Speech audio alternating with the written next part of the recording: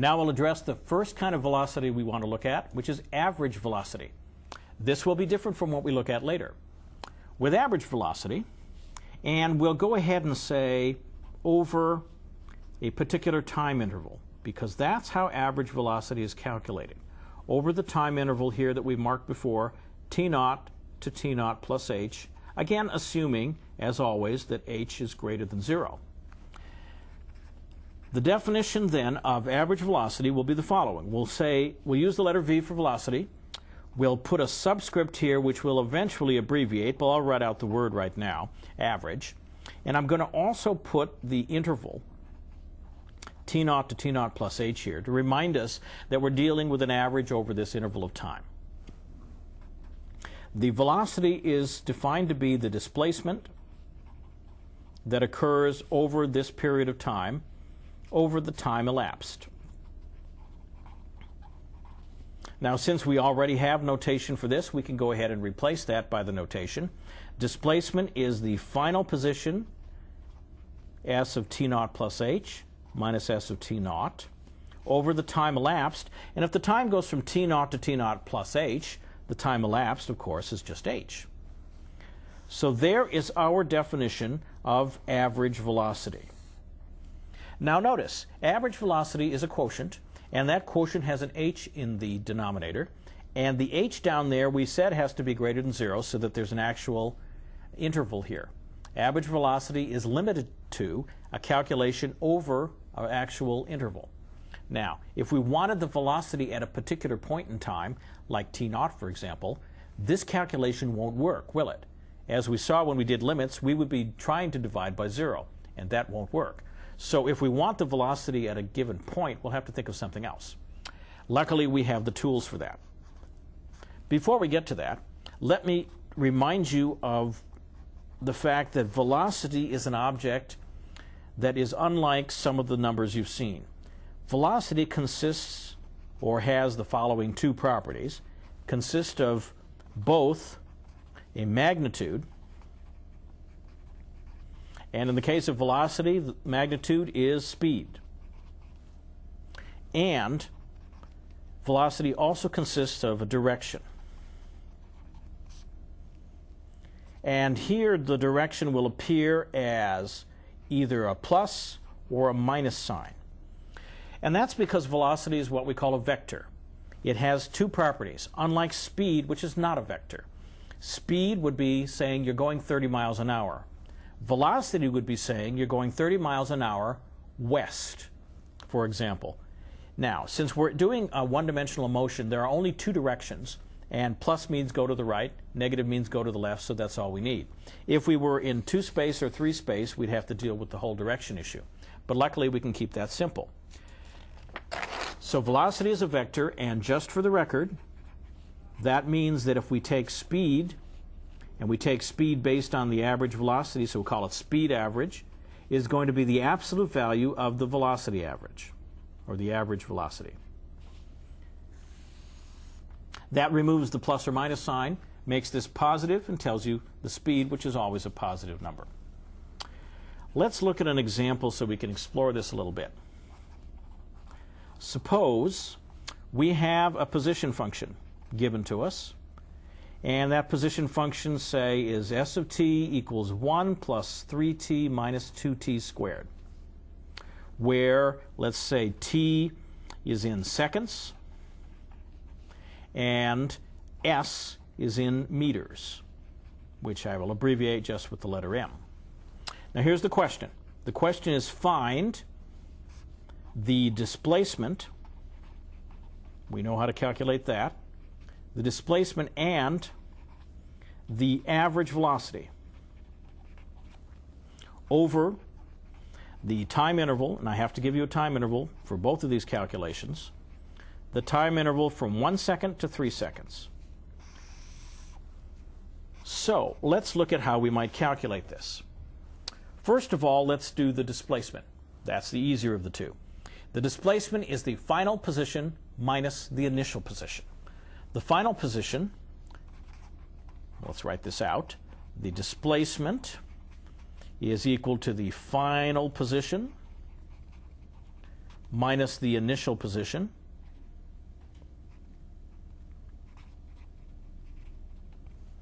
And in this particular case, what would that be?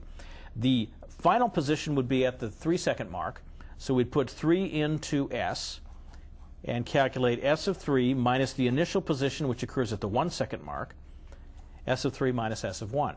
To calculate these, here's our function. It's just a matter of substituting them in. So what do we have here? We have 1 plus, that would be 9 minus 2 times 9, minus 1 plus 3 minus 2. If you add all of this up and simplify it, you get minus 10. This is displacement. The positions were measured in meters, so this is minus 10 meters, which means, put in parentheses, 10 meters to the left. Now, I want to calculate average velocity. So that means the average velocity here over this interval from 1 to 3 will be equal to the displacement, which is minus 10 meters, over the time elapsed, which from 1 to 3 seconds is 2 seconds. So this is minus 5 meters per second, and that is the average velocity over that time period. Now, that answers the question of average velocity, but it doesn't answer the question of what the velocity might be at the 1-second mark, the 3-second mark, or any point in between. That's a separate question we'll need to deal with coming up.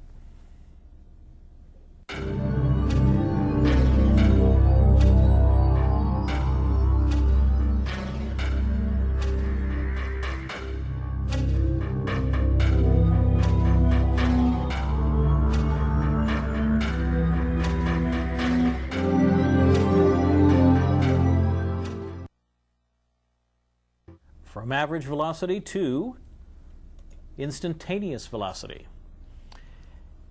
Now, before I step into instantaneous velocity, which is our most interesting velocity, recall that the average velocity, which we talked about a moment ago, is defined over an interval, like T0 to T0 plus h, where h is taken to be greater than 0.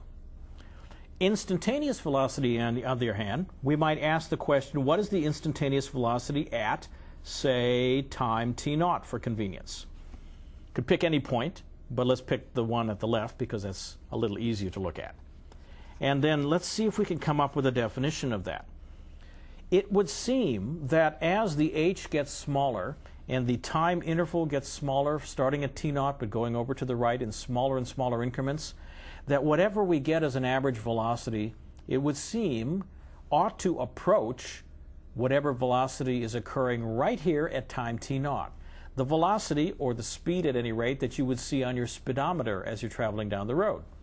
So, with that in mind, we can come up, I think, using our notions of limit and our previous experience, instantaneous velocity might be defined as follows. Let's take the average velocity and the average velocity over T0 to T0 plus h, and let the h shrink to 0. That would mean taking the limit as h goes to 0.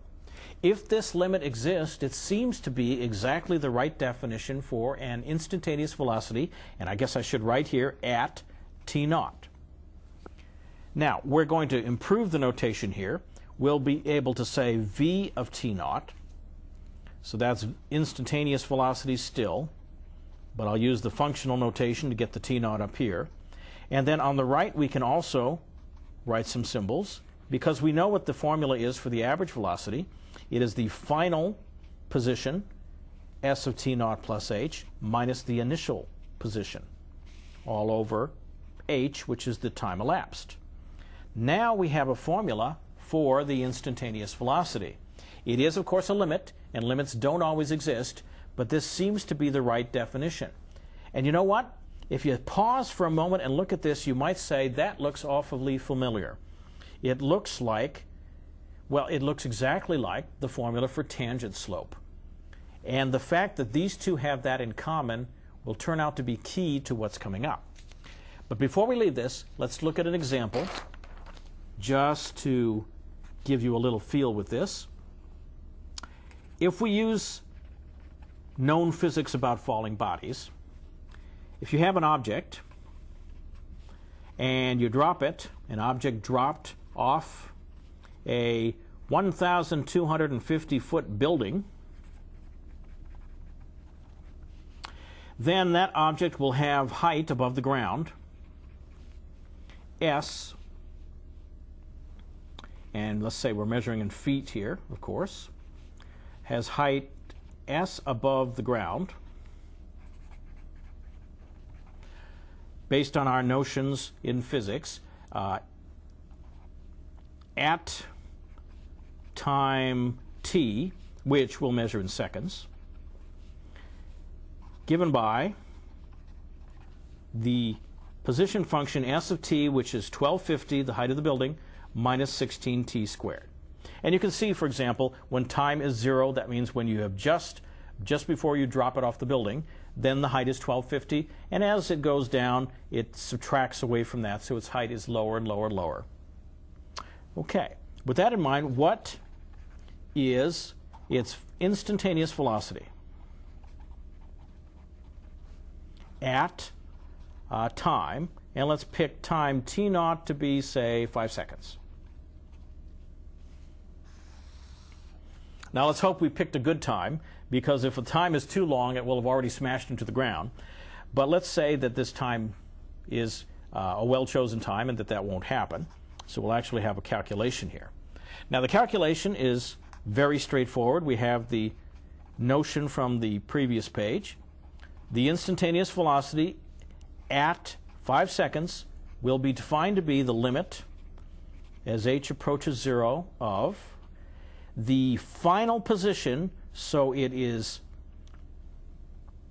the final position, which will be 5 plus h minus, so the position at time 5 seconds plus a little bit, minus the position at 5 seconds, over h.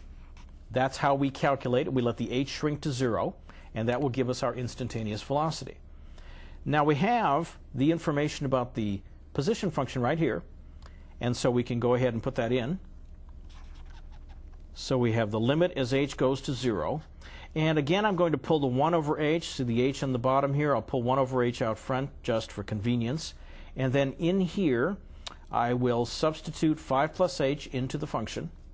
I will have 1250 minus 16, 5 plus h squared. And I will need to use some extra brackets here, minus s of 5, which means putting 5 in here. Now that's 1250 minus 16 times 25, and I hope you'll just believe me, although you can check it yourself, that this will be 850. Now I'll continue this on to the next page.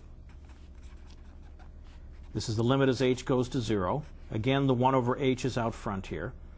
And now, if you recall from the previous page, I have 1250 and 850 subtracted away, so that will leave me with a 400. So I'll have 400 here, minus 16, and if I multiply out the squared expression, I have 25 plus 10h plus h squared. And then if I clean up the algebra here, notice that 16 times 25 will give me 400, and that will add to 0, and then I'm just left with the expression in there. And so we are rapidly cleaning this up. So we have minus 16 now times 10h plus h squared. The h can divide into here and remove 1h in each of these terms. So finally I have the limit as h goes to 0 of minus 16 times 10 plus h. And then if I let h go to 0, this h disappears and I'm left with minus 160. And since this is feet per second, I now have the instantaneous velocity. Let me remind you that this is the instantaneous velocity at 5 seconds. And that's how these calculations usually work. With luck, the expression is not too hard to deal with, and later we'll find faster ways to do this.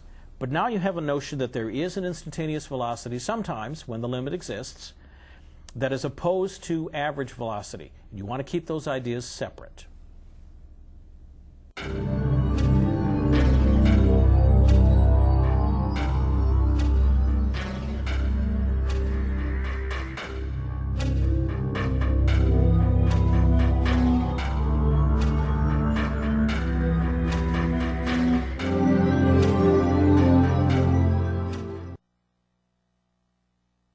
We continue to look at rates of change. We have looked at velocity, and now we're going to extend ourselves to general rates of change. So we'll look at general rates of change. And what do I mean by that? Well, this is where one variable is changing with respect to another. Right now we've seen position changing with respect to time, but that's not the only kind of change. So let's put a list here of a few examples. So we'll say the rate of change of, and we'll put the variable that's changing here, and over here we'll put the variable that it is with respect to. Now, with respect to is a phrase used often enough that you're going to see me at some point abbreviated as WRT. So just get prepared for that. But for right now, I'll leave it out. Now, we've just seen the first example was position, rate of change of position with respect to time. And that rate of change had a name. We called it velocity. But we could have other rates of change. For example, we could say, suppose we count the number of bacteria. This might be something a biologist is interested in. The rate of change of the number of bacteria with respect to time. That would be of interest. Now, are they always with respect to time? No, of course not. We might, for example, if we're an engineer, be interested in the length of, say, a metal rod with respect to, say, temperature. As the temperature changes, how does the length of the metal rod change? We might be interested, if we're in economics, how the production cost changes with respect to the quantity of the product produced. Quantity of the product produced. If you produce very few, does the production cost go up? If it's a lot, does the production cost go down? These are the kind of things people are interested in. A doctor or a medical person might be interested in the radius of an artery as measured, or measure the rate of change of the radius of the artery with respect to, say, the blood concentration of something, say alcohol. Does more alcohol cause the radius to get larger or get smaller? Might be interested in that rate of change. So in general, you're interested in the rate of change of some variable y, a dependent variable, with respect to some other variable x. Now x may be time, as it was for position and time and number of bacteria and time and so on, but it doesn't have to be. It's simply one variable changing with respect to another. And calculus is all about the dynamics of change. That's the power of the calculus, and so this is a classic example of that. Before we get into the hard cases, let's look at an easy case. And let us ask the question. Suppose we have this relationship between y and x. Y equals mx plus b. A simple line. What is the rate of change in this line of the variable y with respect to the variable x? The answer? Well, before I write down the answer here, let's see if we can analyze and see what the answer is by looking at this picture. Now, this is an arbitrary line. Let me choose to draw it this way and mark this place B, because that is the y-intercept after all. And so this is my arbitrary drawing of the line. And then we can ask the question, as we move from a point on the line in the x direction, 1 unit, what happens in the y direction?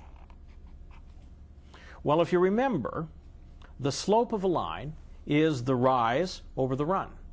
So since the slope is m here and the run is 1, this rise must be m.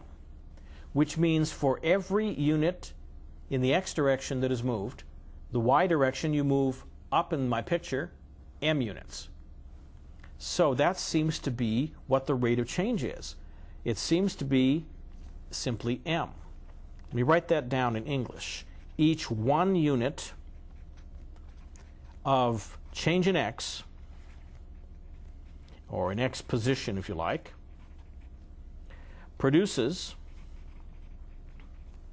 m units of change in the y position. So the rate of change of y, the vertical distance, with respect to x, the horizontal distance, is m over 1, which is just m. So the slope, which you've interpreted as the slope of the line previously, you can now think of that as a rate of change. So we are linking up the notion of a slope and rate of change. So all of these are beginning to come together. Now that, as I said, was the easy case. What about an arbitrary function? Say some y equals f of x. Well, I don't know at this point, and that's part of what we'll study here in the calculus. But we can write something down. We can say the average, now this is not the rate of change at an individual point, but it's an average, so it's a starting place. The average rate of change, this should remind you of average velocity, the average rate of change of y with respect to, there's that abbreviation x, over some period where x goes from x naught to x naught plus h. So remember to put this in the context of average velocity, which you've seen already. The average velocity of y with respect to t over t naught to t naught plus h was the example we saw before. Here, the x is more general, so we just write x. The average rate, and we might even adopt a new notation, r for rate, and write average, just like we wrote average velocity. That ought to be the change in y, how y is changing with respect to the change in x. In other words, that ought to be the difference in the y values. Now, if the function's f of x, and we're going from x naught to x naught plus h, that would be f of x naught plus h minus f of x naught, that's the difference in the y values, over the difference in the x values, but the difference in the x values is just h. Now wait a minute. I have seen this expression before. This looks exactly like average velocity. It also looks exactly like the slope of the secant line. And that is the key that we're beginning to see here. There is something common to all of this. If we then went from average rate of general change to instantaneous general rate, what would we be doing? We would have the limit as h goes to 0 of f of x naught plus h minus f of x naught over h. And that is exactly the expression that we have seen before. So we are certainly on to something here, and that is what generated the first half of the calculus and what we'll get into after we do a couple of exercises.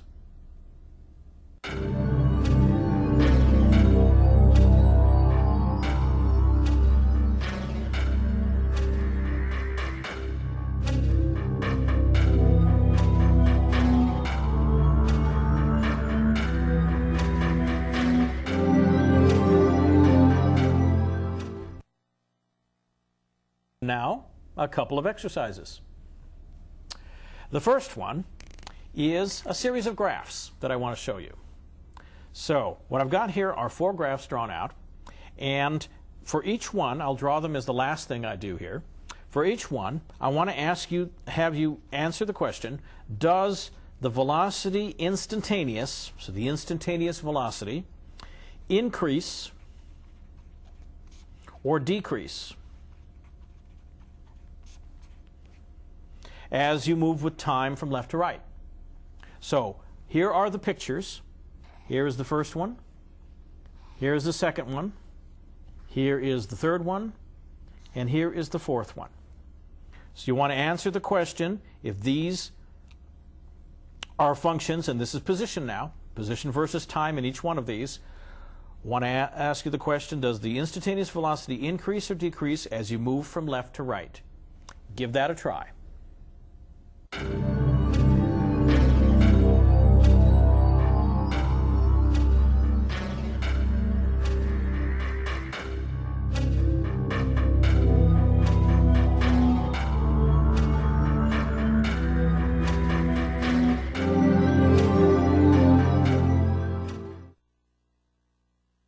All right, for these four graphs, we wanted to know, does the instantaneous velocity increase or decrease as you move from left to right?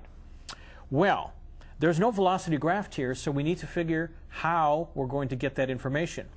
If you remember, the instantaneous velocity was calculated by the very same formula that we used to calculate the tangent slope, and that's the key here. If you look at the tangent slopes, you'll be able to answer this question easily.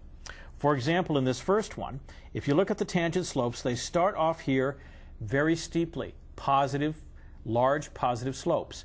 Gradually, as you move in this direction, the slopes become less and less positive and seem to be approaching zero. So if you move from positive to zero, that is decreasing instantaneous velocity. In number B, if you look at the slopes here, starting here roughly at slope 0, and as you move to the right, the slopes are getting steeper, meaning they're getting higher and higher positive numbers. This would be an increasing velocity instantaneous. This one here, part C, starts out with a negative slope that is a large negative number and gradually increases up to 0. So it moves from large negative numbers up to 0. So that's an increase. So that's an increasing instantaneous velocity. And the last one, we start here at a 0 slope, and it seems to be getting more and more negative, and so that is a decrease. As you move from 0 to the negative numbers, this is a decreasing instantaneous velocity. I hope you enjoyed that. Now let's look at another example, which will give you a little bit more to work with. Suppose we take a rock, and that rock is dropped from some height, let's just say 576 feet. And then we're given the following information, that the distance it has dropped, so that'll be a positive number, that is given by the following expression, S of t equals 16 t squared feet, of course. Now, let me pose three questions for you. First question is, when does the rock hit the ground? When does the rock hit the ground? Now, part of this problem, of course, is learning to read the English and pulling out the mathematical questions. The second question is, what is the average velocity, so I'll write it with the symbol here, of the rock while it's falling? Or, let's see, while it's falling, or say during its fall.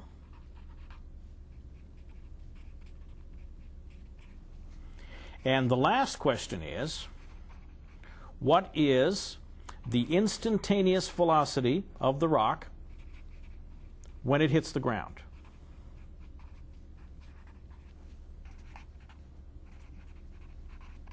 So there are your three questions. A rock is dropped from 576 feet.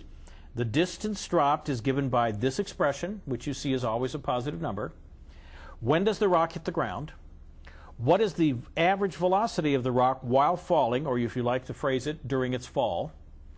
What is the instantaneous velocity when it actually does hit the ground? Give that a try.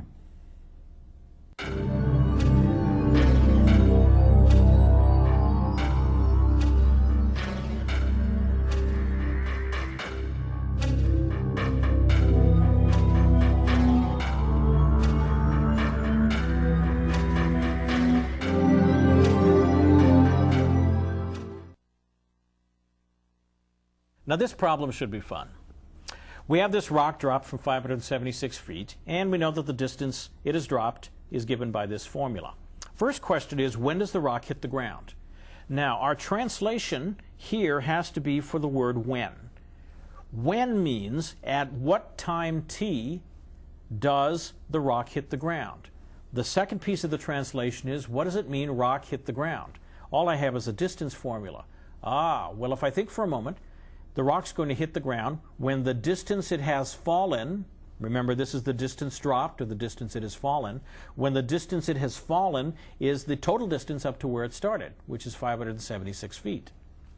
So, if I look at A and I give an answer, I'm going to say, we want to know when does 16t squared equal 576? When does the drop formula equal 576 feet? And you see, when we solve this, we'll get t, which will give us the time at which that happens, time in seconds here. So if we divide both sides by 16, we get t squared equals 36. T then is the square root of this, the positive square root, since the time is positive here. That gives me t equals plus 6 seconds. So that is the time it takes for the rock to hit the ground. Now let's come back to the question here. The second question is, what is the average velocity of the rock while falling? Well, or during its fall. The only way that this can have any meaning is if we talk about the entire time that it was falling, so that the interval over which we're taking the average is the initial time, which we can call time t equals 0, and the final time when it actually strikes the ground, which we have just learned is time t equals 6 seconds. That is the only one that would make any sense here, because otherwise we could pick any two times in there and compute all sorts of averages. So this is during the entire time of its fall, and that's going to have to be how we interpret this. So for part B, the answer will be the velocity average will be the final time, the position at the final time, minus the position at the initial time, over the difference in time. This is how we calculate average velocity. This is the distance dropped. At 6 seconds, it has reached the ground, which means it's 576. The initial distance, of course, is 0.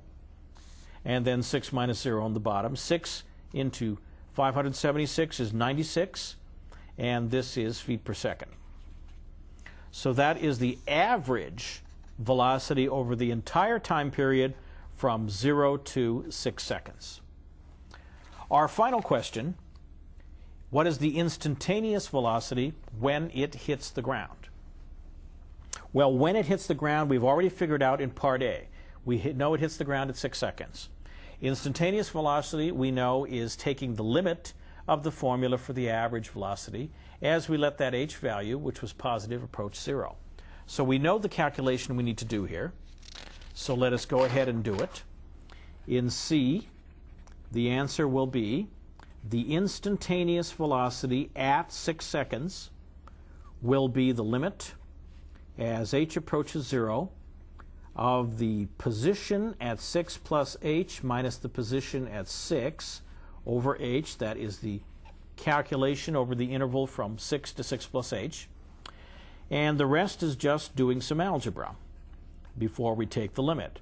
Again, I'm going to pull the 1 over h out front to get it out of my way. That's this 1 over h there. Inside, I will substitute in for the function. Remember, the function s is 16t squared. So the 16 times 6 plus h squared minus s at 6, that is the distance it has fallen, which is the total distance of 576. Now if I multiply this out and I do a little algebra, I will once again end up with something that cancels out very nicely. I will have 16 here times 36 plus 12h plus h squared minus 576. The 16 times 36 is 576, which adds to 0 when we subtract away 576. What's left here is 16, 12h and h squared. The h divides into those two. So using your experience with algebra, we can leap right ahead here and get 16 times 12, the h cancels, plus h. And then as h goes to 0, we end up with 16 times 12, which turns out to be 192, and this is feet per second because it is a velocity.